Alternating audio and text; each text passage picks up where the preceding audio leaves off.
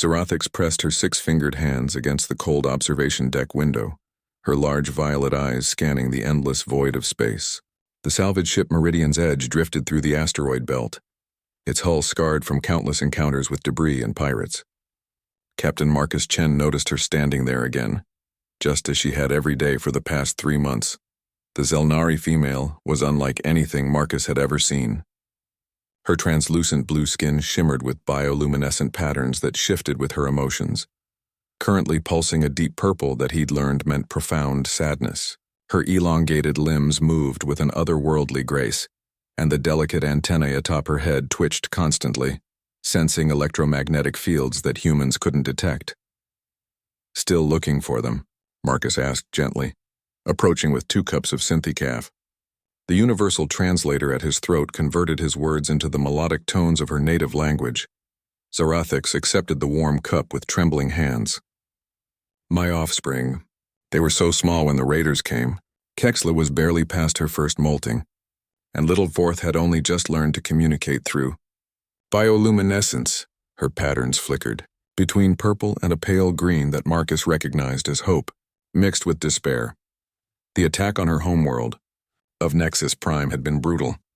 The Corvin Syndicate, notorious for their slave trading operations, had swept through the outer colonies like a plague. They specialized in capturing rare species, particularly those with unique biological traits. The Zelnari, with their natural ability to interface with quantum technology through their neural antennae, were especially valuable on the black market. Marcus had found Zarathix 3 months ago, half dead in an escape pod drifting near the Helix Nebula. Her ship had been destroyed, her family scattered to the void. She'd been searching for her children ever since, using every contact, every lead, every whisper in the spacer bars across the frontier. "The Corvin ships could have gone anywhere," Marcus said, settling beside her. "But we've got feelers out across 12 systems. If they're selling Zelnari, someone will hear about it." Zarathix's pattern shifted to a warm amber, the Zelnari expression of gratitude. "Your species continues to surprise me, Marcus Chen. When the Galactic Council speaks of humans, they mention your violence, your unpredictability. They never mention your compassion." Marcus smiled grimly. "We're complicated. But when it comes to kid..." He paused, remembering his own daughter back on Earth, safe in her university dormitory. "Well, let's just say humans have strong feelings about protecting children regardless of species." The ship's communication array crackled to life, interrupting their conversation. "Captain, we're receiving a priority transmission from the Kepler station," announced Yuki, their communications officer. Marcus tapped his comm badge. "Put it through to the observation deck." The holographic display materialized before them, showing Commander Sarah Rodriguez, the station's security chief. Her expression was tense. "Marcus, we've got a situation here. A Corvin slaver ship just docked with mechanical failures. They're claiming to be merchants. But my sensors are picking up life signs in their cargo hold that don't match their manifest." Zarathix's bioluminescent patterns exploded into brilliant yellow, the color of intense hope. Her antennae stood straight up, quivering with excitement. "How many life signs? What species?" Rodriguez glanced at her scanner. "At least 12, possibly more. The signals are unusual. I've never seen biorhythms quite like these." "Zelnari biorhythms are unique," Zarathix breathed, her hands pressed to her chest. "Our dual heart system creates a distinctive pattern. Commander, please, you must let me examine those readings." Marcus was already moving toward the bridge. "Sarah, we're 3 hours out from Kepler Station. Can you hold them?" "I can try, but I need probable cause. These Corvins have papers, and technically they haven't broken any local laws yet. If I detain them without evidence, it could cause a diplomatic incident."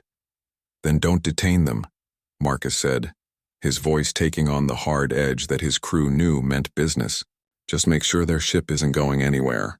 Mechanical failures can be very complicated to fix." Rodriguez smiled grimly. "I like the way you think, Captain. I'll make sure our repair crews are very thorough in their inspections." As the transmission ended, Zarathix turned to Marcus, her patterns now cycling rapidly between hope and fear. What if it's not them? What if we're too late? What if... "Hey!" Marcus placed a gentle hand on her shoulder, careful not to disturb the sensitive nerve clusters beneath her skin. "One step at a time. First we get to Kepler Station. Then we find out what's in that cargo hold. And if those Corvin scum have hurt kids? His expression darkened. Well, they're about to learn why the galaxy fears human anger. The Meridian's Edge adjusted course, her engines burning bright as they raced toward Kepler Station. In the observation deck, Zarathix continued her vigil at the window, but now her patterns pulsed with determined silver. For the first time in months, she dared to hope that her search might finally be over. Behind her, Marcus was already formulating plans. He'd dealt with slavers before, and he knew the Corvin Syndicate's methods. They were brutal but predictable, caring only for profit and quick escapes. What they didn't understand was that humans had their own methods, and when it came to protecting children, humans could be far more brutal than any Corvin. The stars streaked past as the ship pushed toward maximum velocity, carrying with it the hopes of a desperate mother, and the quiet determination of a human captain who had never walked away from a fight worth fighting. Kepler Station hung in space like a massive metallic flower, its 7 arms extending from a central hub that housed nearly 50,000 beings from across the galaxy. The station served as a neutral trading post, a place where pirates could sell their goods alongside legitimate merchants, all under the watchful eye of Commander Rodriguez's security forces. Marcus guided the Meridian's Edge into Docking Bay 7, his experienced hands working the controls while his mind raced through possible scenarios. Beside him, Zarathix stood with her back rigid, her bioluminescent patterns shifting between nervous blue and determined silver. Her antennae twitched constantly, picking up the electromagnetic signatures of thousands of beings aboard the station. "Remember the plan?" Marcus said quietly as they prepared to disembark. "We go in as salvage operators looking for spare parts. You're my technical consultant, helping identify alien technology. Nothing more." Zarathix nodded, though her patterns betrayed her anxiety. "I understand. But Marcus, if my children are there..." "Then we'll get them out," he promised, checking the concealed plasma pistol beneath his jacket. "But we do this smart. The Corvins have probably got the local authorities paid off, and we can't afford a firefight in the middle of a crowded station." They made their way through the station's bustling corridors, past merchant stalls selling everything from rare minerals to exotic foods. The air recyclers couldn't quite eliminate the mixture of alien scents and the underlying metallic tang that came with life in space. Zarathix kept her head down, her skin patterns dimmed to avoid drawing attention. Commander Rodriguez met them at a small security office near the commercial sector. The middle-aged woman had the weathered look of someone who'd spent decades dealing with the worst the galaxy had to offer. Her dark eyes held a mixture of determination and caution. "The Corvin ship is called the Void Reaper," she began without preamble. "Captain Grixta and a crew of 8. They're claiming to transport rare minerals from the outer rim, but their cargo manifest doesn't match what my sensors are detecting." She activated a holographic display showing the ship's schematics. The Void Reaper was a typical Corvin design, built for speed and cargo capacity rather than comfort. Its hull was heavily armored, and Marcus could see the telltale modifications that marked it as a slaver vessel. "The life signs are concentrated here." Rodriguez pointed to a section near the rear of the ship, heavily shielded area, "but my deep sensors are picking up at least 14 distinct biorhythms. The patterns are consistent with juveniles." Zarathix's patterns flared bright yellow before she quickly dimmed them. "May I see the biorhythm data?" Rodriguez transferred the readings to a portable scanner.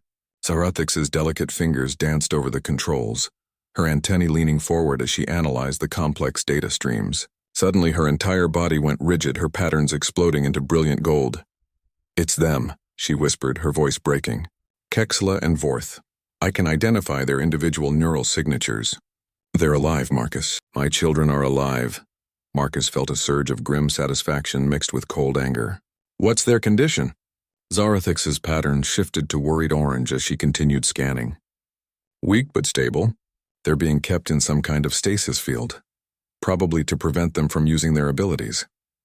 Her antennae drooped. "They must be so frightened." "We're going to get them out," Marcus said firmly. "Sarah, what's the security situation on that ship?" Standard Corvin setup. 2 guards at the entrance, probably more inside. They're armed with energy weapons and neural disruptors.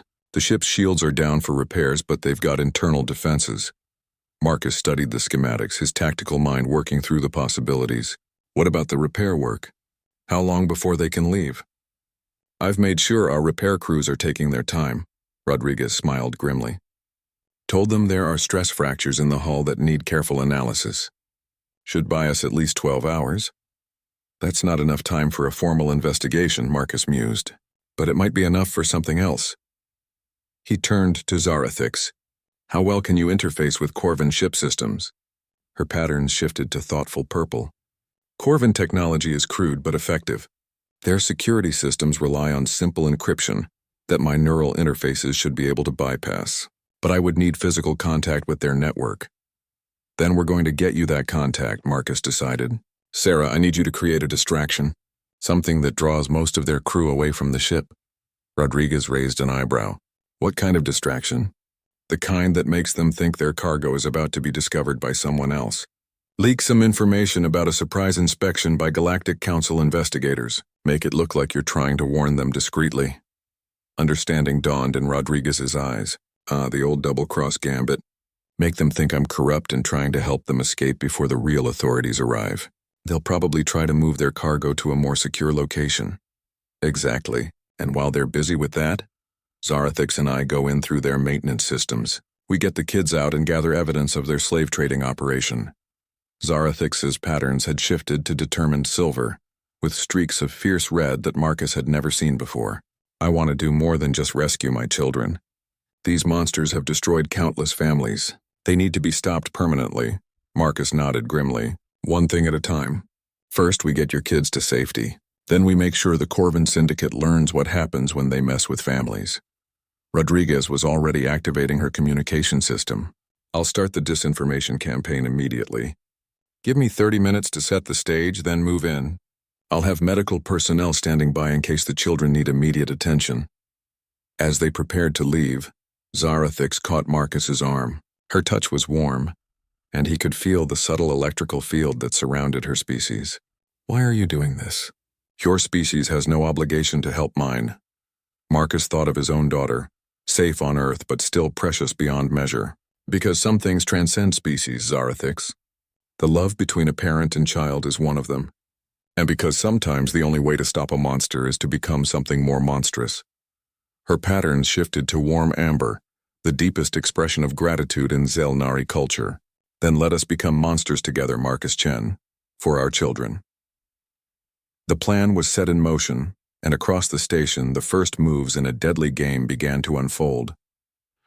The maintenance tunnels beneath Kepler Station were a maze of pipes, conduits, and service passages that most visitors never saw.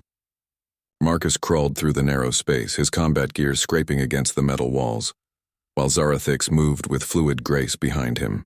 Her natural ability to sense electromagnetic fields made her invaluable in navigating the complex network of power systems. Stop, she whispered, her patterns dimming to almost nothing. There's a security sensor array just ahead. Corvin design, but modified with Terran components. Marcus examined the cluster of devices mounted on the tunnel wall. The Corvins were paranoid by nature, and this ship's captain had clearly invested in additional security measures. Can you bypass it? Zarathix extended one of her delicate fingers, a thin tendril of bioluminescent energy flowing from her neural interfaces to connect with the sensor array. Her eyes closed in concentration as she interfaced with the alien technology. Crude encryption, but there are multiple layers. Give me a moment. While she worked, Marcus checked his gear one more time. The plasma pistol was fully charged, and the neural disruptor he'd borrowed from Rodriguez's armory hummed quietly at his belt. He'd also brought along some less conventional tools, including a device that would scramble Corvin communication systems and several small explosive charges. Above them, the sounds of frantic activity echoed through the ship's hull.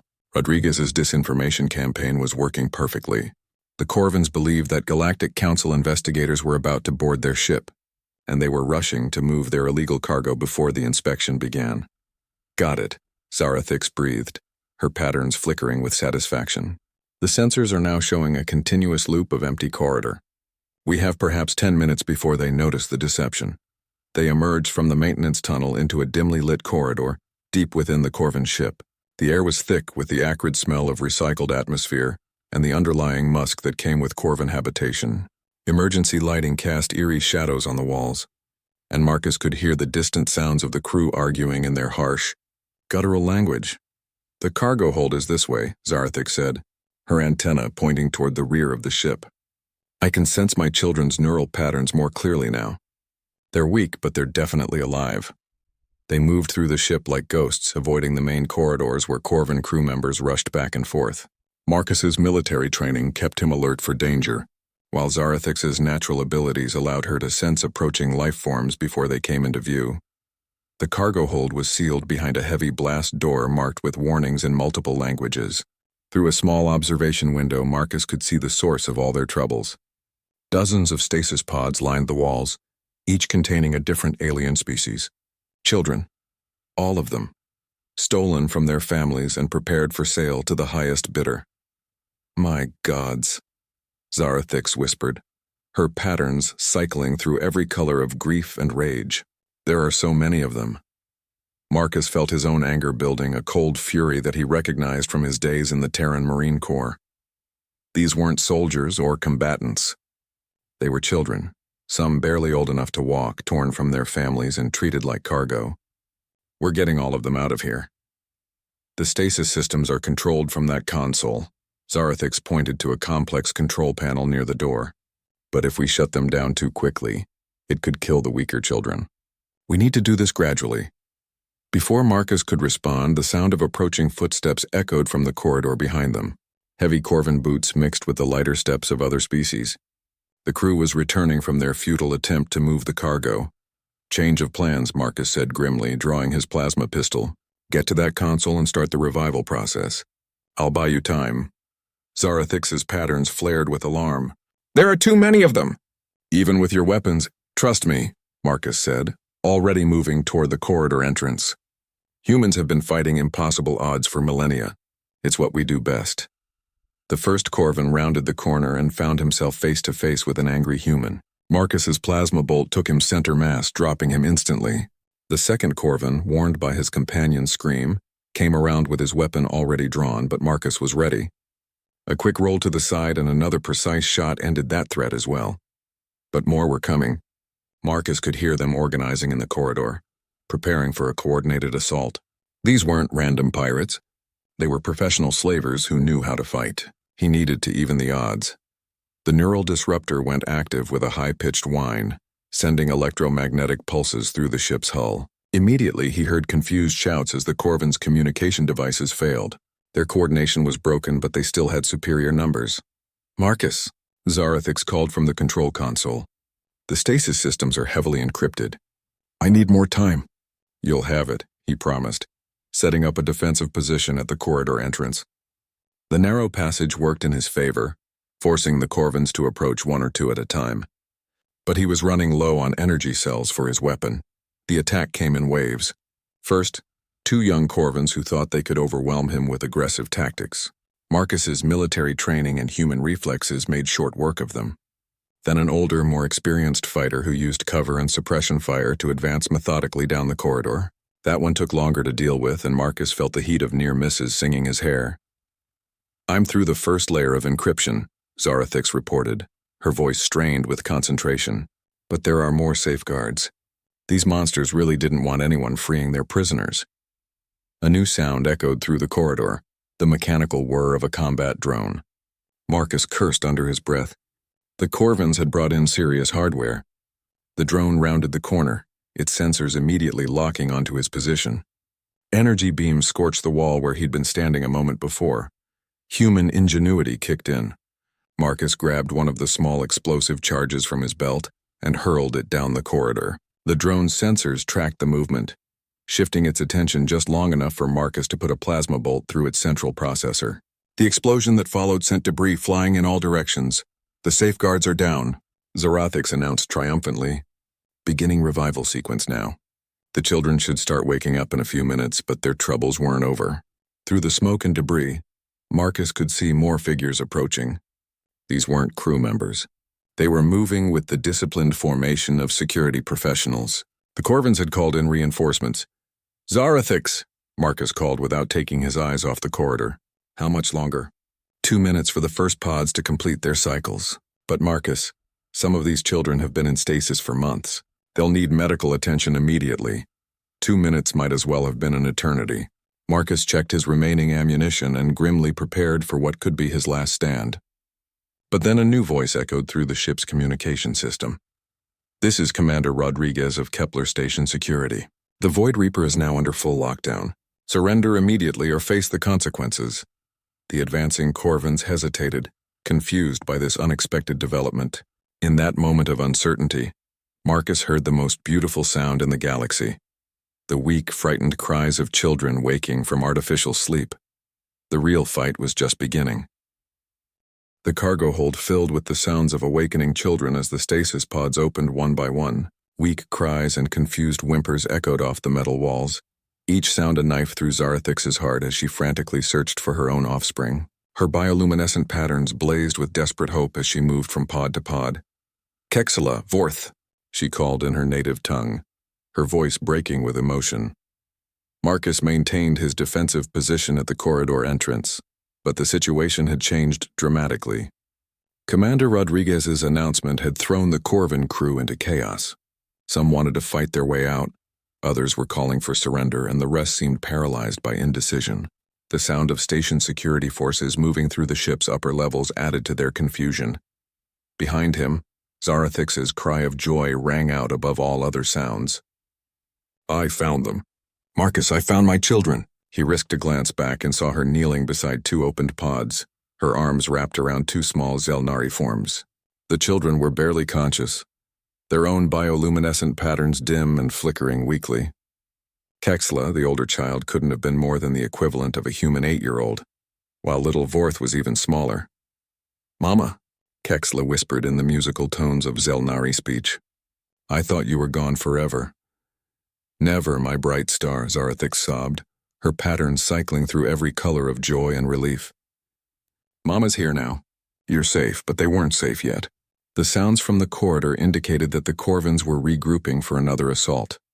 Marcus could hear their captain, Grixta, bellowing orders in his species' harsh language. The Corvin was a veteran slaver who wouldn't give up his valuable cargo without a fight. "We need to move these children," Marcus called out. "Can they walk?"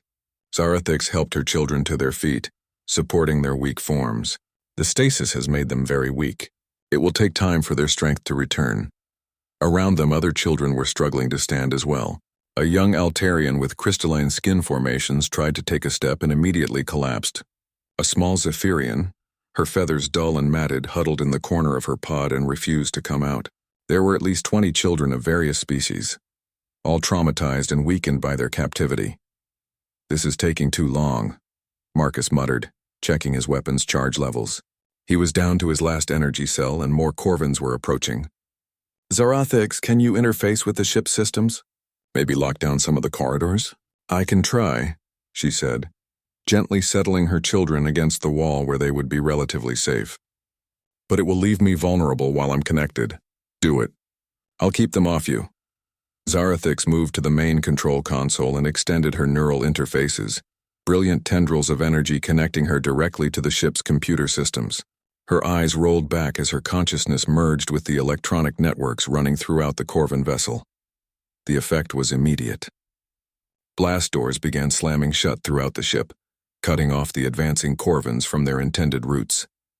Emergency lighting flickered and died in some sections while blazing to blinding intensity in others. The ship's artificial gravity fluctuated wildly, sending unsecured objects flying.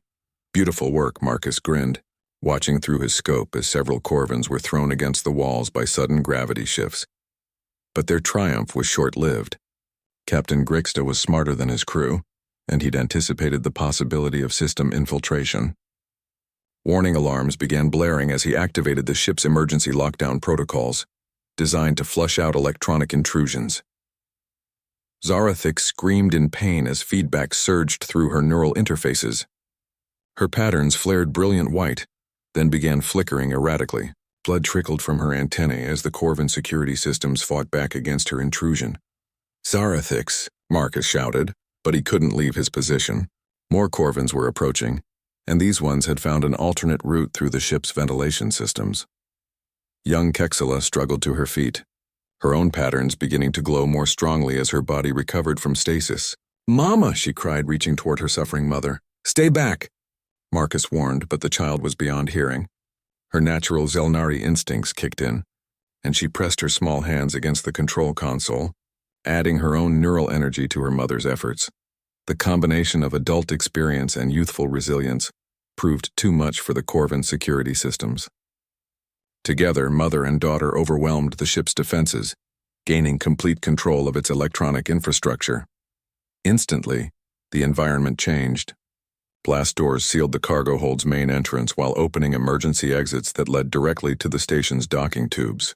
The ship's artificial atmosphere began venting in controlled bursts, making it impossible for the Corvins to use energy weapons without risking explosive decompression. "The path is clear," Zarathix called out, her voice weak but determined. "The children can escape through the emergency exits." Marcus began organizing the evacuation, helping the weakest children toward the escape routes while keeping watch for any remaining threats. The young Altarian had to be carried, while the Zephyrian finally emerged from her pod when she realized she could fly to freedom. But Captain Grixta wasn't finished. The veteran slaver had one last card to play. Through the ship's communication system, his voice echoed throughout the cargo hold. "Human," he snarled in heavily accented standard. "You think you have won? These children are worth millions of credits on the slave markets. I will not let you take them." The cargo hold's main display screen activated, showing Grixta on the ship's bridge. The Corvin captain's reptilian features were twisted with rage, and his clawed hands were positioned over what looked like a self-destruct sequence. "If I cannot have them, no one can," he continued. "You have 30 seconds to surrender before I detonate the ship's fusion core. Everyone dies together." Around Marcus, the rescued children whimpered in fear. Even those who couldn't understand the Corvin's words could sense the deadly menace in his tone. Zarathix pulled her own children closer, her patterns flickering between protective silver and terrified blue. But Marcus Chen had fought against impossible odds before, and he understood something about human nature that the galaxy often forgot. When faced with the choice between surrender and sacrifice, humans had a third option. "Grixta," he said calmly, looking directly into the camera, "you made one mistake." "What mistake, human?" Marcus smiled coldly. "You threatened children in front of their parents." He activated his communicator, sending a prearranged signal to Commander Rodriguez. Immediately, the sounds of cutting tools echoed through the ship's hull, as station security forces began their own assault on the bridge. But more importantly, the signal activated something else entirely.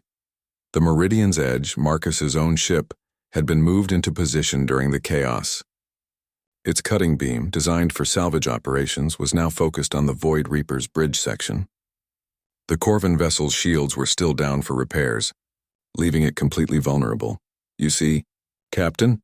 Marcus continued conversationally as the cutting beam began to slice through the hull around Grixta's position. "Humans have learned something about protecting children. We don't negotiate with monsters."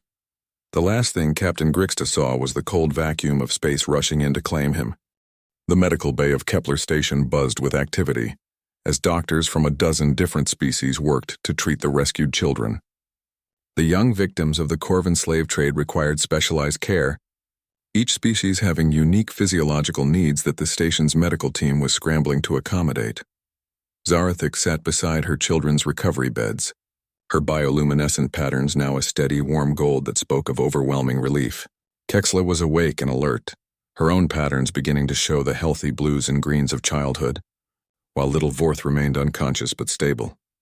Dr. Yenna, a betazoid physician with extensive experience in multi-species medicine, checked his vital signs for the third time in an hour.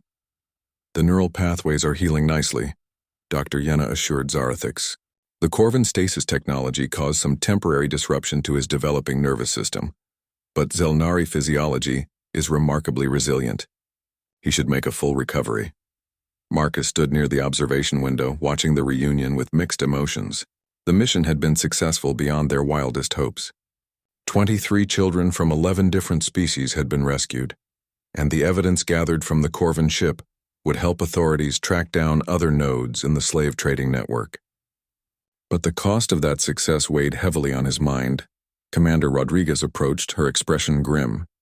"The final count is in. We lost 6 of Grixta's crew when the bridge was breached, including the captain himself. The other survivors are talking, trying to cut deals for reduced sentences." "Any word on the broader network?" Marcus asked. "That's where it gets interesting," Rodriguez replied, consulting her datapad. According to the ship's logs, the Void Reaper was just one vessel in a convoy of 12. They've been hitting targets across the frontier zone for the past 6 months, always staying ahead of law enforcement. Marcus felt his jaw tighten. 12 ships. How many children? Hundreds, possibly thousands.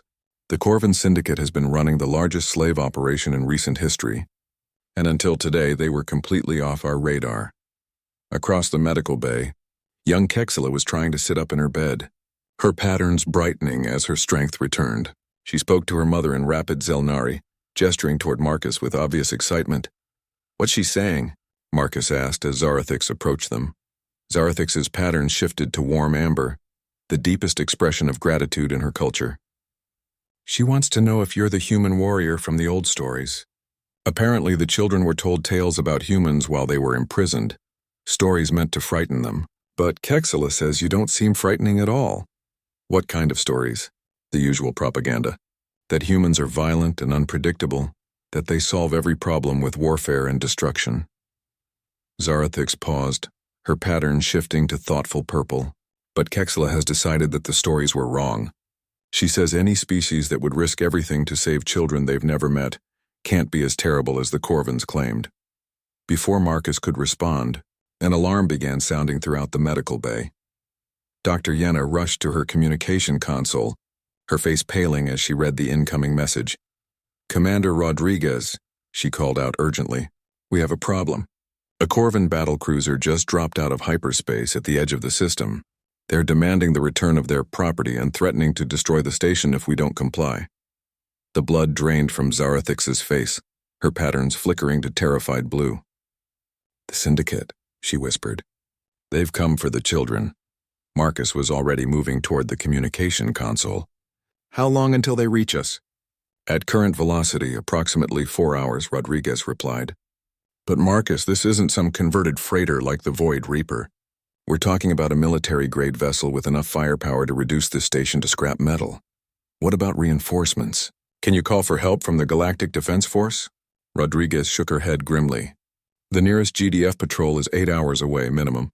We're on our own." The medical bay fell silent except for the soft sounds of monitoring equipment and the frightened whispers of the rescued children.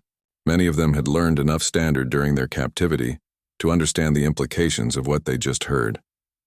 Young Kexela struggled out of her recovery bed despite her mother's protests, her patterns blazing with defiant silver.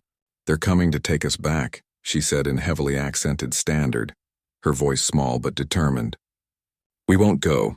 We won't let them hurt the little ones again." Marcus knelt down to her eye level, his expression serious but kind. "Hey there, brave girl. Nobody's taking you anywhere. I promise."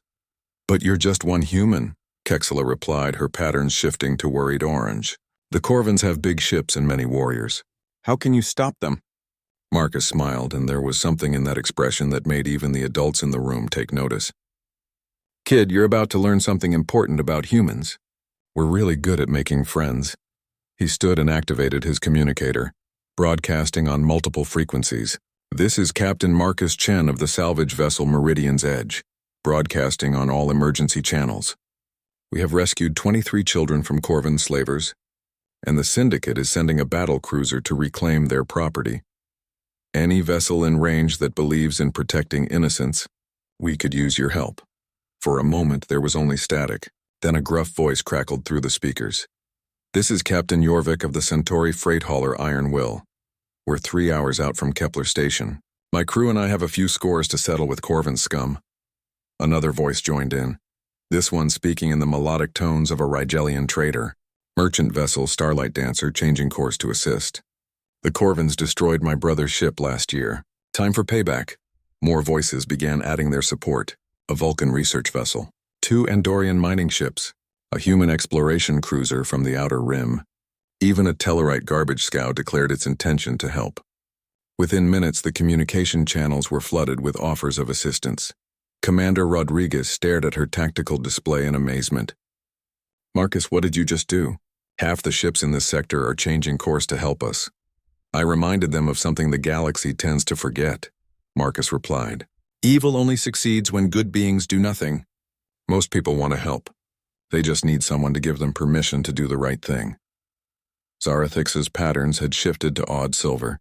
In all my years studying galactic politics, I've never seen anything like this. How did you know they would respond? Because children are universal, Marcus said simply. Every species in the galaxy has young ones they care about. The Corvins made the mistake of thinking that would make us weak. Instead, it makes us stronger than they can imagine. Dr. Yenna approached with a concerned expression. This is all very inspiring, but we still have a major problem. Even with all these ships coming to help, most of them are civilian vessels. A Corvin battlecruiser has military-grade shields and weapons. It could destroy half our improvised fleet before we even scratch its hull. Marcus was quiet for a moment, his tactical mind working through the possibilities. Then his expression brightened with the same cold smile that had terrified Captain Grixta. Doctor, you're absolutely right. In a straight fight, we'd be slaughtered. He paused, his grin growing wider. Good thing humans don't believe in fighting fair. He activated his communicator again, this time on a secured channel. Commander Rodriguez, I need you to patch me through to the Meridian's edge. It's time to show these Corvins why you should never threaten a human's adopted family. As he began outlining his plan, Zarathix realized that her children were about to witness something that would become legend among their people. The day a single human united half the galaxy to protect a group of rescued children. The Corvin battlecruiser was about to learn why the galaxy both feared and respected the species called human, because while humans might be violent and unpredictable, they were also fiercely protective of those they considered family. And today, 23 rescued children had become part of the largest extended family in the known universe. The Corvin battlecruiser Blood Sovereign emerged from hyperspace like a predator smelling wounded prey. Its massive hull, bristling with weapon arrays and shield generators, dwarfed every other vessel in the system. Captain Vexistar, a scarred veteran of countless raids, stood on his bridge and surveyed the pathetic collection of civilian ships that had gathered around Kepler Station. Fools, he snarled to his first officer. Do they think their merchant vessels and research ships can stand against Corvin military might? Open a channel to the station. The main view screen activated, showing Commander Rodriguez's determined face. Behind her, the bustle of Kepler Station's command center was visible as personnel prepared for what seemed like a hopeless battle. This is Captain Vexistar of the Corvin Syndicate, he began, his voice dripping with menace. You are harboring stolen property belonging to our organization. Return our cargo immediately, or we will reduce your station to debris. Rodriguez's expression didn't change. Captain, those cargo items you're referring to are children. Sentient beings with rights under galactic law. They're staying here. Vextar's laugh was a harsh, grating sound. Galactic law means nothing here, human. You are outnumbered and outgunned. Your pathetic collection of civilian vessels cannot protect you. You might be right about that, Rodriguez admitted. But you're forgetting something important about humans. And what would that be? Before Rodriguez could answer, Marcus's voice crackled over the communication channel from the Meridian's edge. We're really good at improvising. The tactical display on the Blood Sovereigns. Bridge suddenly lit up with dozens of new contacts. Ships were dropping out of hyperspace all around the system. But these weren't the civilian vessels Vextar had expected. Sleek Andorian battlecruisers materialized alongside massive Tellarite dreadnoughts, a wing of Vulcan science vessels, their peaceful mission profiles hiding surprisingly robust defensive systems, took formation with a squadron of human destroyers from the Frontier Defense Force. Impossible, Vextar breathed. How did they arrive so quickly? On Kepler Station, Marcus smiled grimly as he watched the enemy captain's confusion. Simple, he said over the open channel. We asked nicely. The truth was more complex than that, but Marcus wasn't about to explain human networking capabilities to a Corvin slaver. In the 3 hours since his first distress call, the story of the rescued children had spread across subspace communication networks at faster-than-light speeds. The image of 23 traumatized youngsters from 11 different species had touched something deep in the galactic consciousness. Captain Jorvik's initial response had triggered a cascade effect. His call for help had been heard by other Centauri captains, who passed it along to their Vulcan business partners, who shared it with their Andorian allies, who mentioned it to their Tellarite trading associates. Within hours, the rescue mission had become a symbol of interspecies cooperation against one of the galaxy's greatest evils. But the real masterpiece was Marcus's second message. broadcast on every emergency frequency in known space. This is what the Corvin Syndicate does to children. This is what we're fighting to stop. Join us. The response had been overwhelming. Starfleet had diverted 3 ships from nearby patrol routes. The Vulcan Science Academy had contributed 2 exploration vessels equipped with advanced sensors and defensive systems.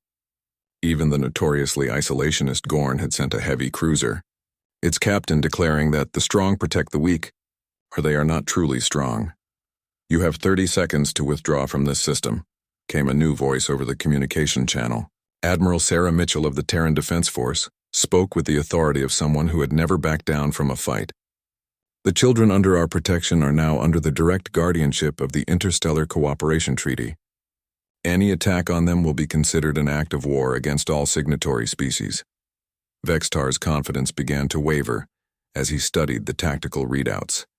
His single battlecruiser, formidable as it was, faced a combined fleet of nearly 40 vessels representing a dozen different species. But more importantly, he was facing something the Corvin Syndicate had never encountered before, a unified galactic response to their crimes. "This is madness," he muttered. "All of this for a handful of alien children?" In the medical bay of Kepler Station, young Kexla pressed her face against the observation window, her patterns blazing with wonder as she watched the great ships taking protective formation around the station. Her mother stood beside her, tears streaming down her face as she witnessed something she had never thought possible. "Mama," Kexla whispered in Zelnari, "why are all these strangers fighting to protect us?" Zarathix knelt down beside her daughter, her own patterns cycling through every color of gratitude and amazement. "Because, my bright star, sometimes the galaxy remembers that we are all connected. Sometimes strangers become family." Marcus's voice came over the station's communication system, calm and implacable. "Captain Vextar, you have a choice. You can withdraw now and live to see another day, or you can try to fight your way through the largest rescue fleet in galactic history. But understand this, those children are under our protection now. Every single one of them. And we will not let you take them." The silence stretched for long moments as Vextar weighed his options. His ship was powerful, but not powerful enough to face the assembled fleet. More ships were arriving every few minutes, drawn by the spreading news of the confrontation. "You think this changes anything, human?" Vextar finally snarled. "The Syndicate has hundreds of ships, thousands of agents. We will find those children again." "Maybe," Marcus replied. "But now the entire galaxy knows what you're doing. Every world, every station, every ship will be watching for you. You've lost the shadows you hide in, Vextar. From now on, every time you try to steal a child, you'll face what you're facing today." The Corvin captain's expression twisted with rage, but he was pragmatic enough to recognize a losing situation. "This isn't over, human." "No," Marcus agreed. "It's not. But today the children are safe. And tomorrow, we'll make sure more children stay safe. That's what families do for each other." The Blood Sovereign began turning away from the station, its engines powering up for a retreat to hyperspace. As it disappeared in a flash of distorted light, a cheer went up across the communication channels from dozens of ships and species. But in the medical bay, Zarathix held her children close and watched as Marcus approached them. Her patterns had settled into a steady deep gold that spoke of bonds forged stronger than steel. "Thank you," she said simply, the words carrying the weight of a mother's infinite gratitude. Marcus smiled and gently patted little Vorth's head as the child finally awakened, his patterns weak but growing stronger by the moment. "Thank me by helping these other kids find their families, and by teaching your children that the galaxy is full of people who will fight to protect them." Around them, representatives from a dozen species were already beginning the long process of reuniting the rescued children with their families. But more importantly, they were laying the groundwork for a new kind of cooperation, one built on the simple principle that Marcus had demonstrated. When it comes to protecting children, there are no strangers, only family. 6 months later, Marcus Chen stood on the observation deck of the newly constructed Kepler Children's Sanctuary, watching as dozens of young beings played in the station's expanded recreational areas. The facility had been built with contributions from every major species in the galaxy, a permanent testament to the day the universe came together to protect its most vulnerable citizens. The sound of approaching footsteps made him turn, and he smiled as Zarathix joined him at the window. Her bioluminescent patterns were a healthy mixture of contentment and pride. and her two children walked beside her with the confident gait of youngsters who knew they were loved and protected. "The council session went well?" Marcus asked. "Better than we could have hoped," Zarathix replied, her patterns shifting to satisfied gold.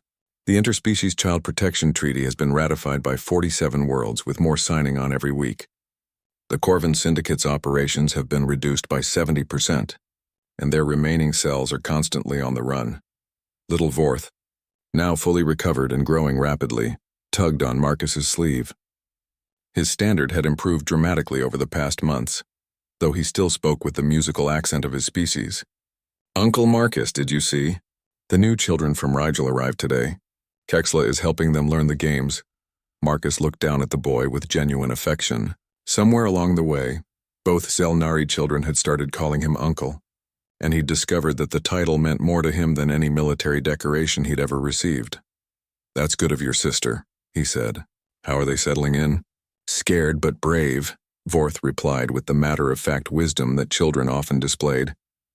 "Just like we were. But Kexla told them the story about how you made all the big ships come to save us. So now they feel safer." Through the observation window, Marcus could see Kexla with a group of newly rescued children, her patterns bright and encouraging as she helped them adjust to their new environment. The older girl had become something of a legend among the rescued children, and her story of the day humans united the galaxy was told and retold in a dozen different languages. "She's quite the storyteller," Marcus observed. "She takes after her mother," Zarathix said with obvious pride. "Speaking of which, there's something I need to discuss with you. The Galactic Council has asked me to head the new anti-trafficking task force. It would mean traveling throughout the galaxy, coordinating rescue operations and building intelligence networks." Marcus raised an eyebrow. "That sounds dangerous." "It is," she admitted, "but it's also necessary. There are still hundreds of children out there who need our help. The Syndicate may be weakened, but they're not destroyed, and new criminal organizations are always emerging to take their place." "What about Kexla and Vorth? They need stability after everything they've been through." Zarathix's patterns shifted to warm amber as she looked at her children. "That's what I wanted to talk to you about. The sanctuary here has become their home, and they've formed bonds with the other children and staff that I don't want to break. I was hoping—" She paused, suddenly uncertain. "You want me to look after them while you're away?" Marcus finished gently. "I know it's a lot to ask. You have your own life, your own responsibilities." "Zarathix," Marcus interrupted, his voice warm with affection. "Those kids became family the moment I carried them out of that Corvin ship. I'd be honored to watch over them." Her patterns exploded into brilliant joy, and she briefly touched his arm in the Zelnari gesture of deep gratitude. "Thank you. They need a father figure in their lives, and you've already proven yourself to be exactly what they need." Nearby, Commander Rodriguez approached with a datapad in her hands and a grim expression on her face. "Sorry to interrupt, but we just received a priority transmission from the Andorian frontier. Another Corvin cell has been identified, and they're holding children from at least 6 different species." Marcus felt the familiar cold anger settling in his chest. "How many ships do we have available?" "The task force fleet is at full strength," Rodriguez replied. 12 vessels from 8 different species, all volunteers who've committed to the anti-trafficking mission. We can launch within 6 hours. And the Andorians? Already moving to support. Apparently the story of what happened here has spread throughout their military. They're calling it the Chen Protocol, the doctrine of unified response to crimes against children. Marcus shook his head in amazement. "I never thought a simple distress call would turn into a galactic movement." "That's because you underestimate the power of doing the right thing," Zarathix said softly. "You showed the galaxy that strangers could become family, that differences in species and culture meant nothing when children were in danger. You gave everyone permission to care." Through the window they watched as more ships arrived at the sanctuary, bringing supplies, personnel, and occasionally more rescued children. The facility had become a symbol of hope throughout the galaxy, proof that cooperation and compassion could triumph over greed and cruelty. Young Kexla noticed them watching and waved enthusiastically, her patterns bright with happiness. Beside her, the newly arrived children from Rigel were beginning to smile for the first time since their rescue. "You know," Marcus said thoughtfully, "I used to think the galaxy was too big, too divided for any real change to happen. Too many species, too many conflicting interests. And now? Zarathix asked. Now I know that size doesn't matter when you're fighting for family, and apparently the definition of family is a lot bigger than I thought. As they prepared to depart for the next rescue mission, Marcus took one last look at the sanctuary that had grown from a simple act of compassion. Children from dozens of species played together in perfect harmony, their laughter echoing through the corridors in a symphony of hope. The Corvin Syndicate had taught the galaxy to fear the darkness between the stars. But Marcus Chen and a desperate mother named Zarathix had taught it something more important, that light could be found in the most unexpected places, and that sometimes the smallest act of kindness could illuminate the entire universe. The rescue ships began launching from Kepler Station, their crews representing the best of what the galaxy had to offer. They carried with them more than just weapons and medical supplies. They carried the promise that no child would ever again face the darkness alone. In the depths of space, the stars themselves seemed to shine a little brighter, as if the universe itself approved of what its children had learned about protecting their own.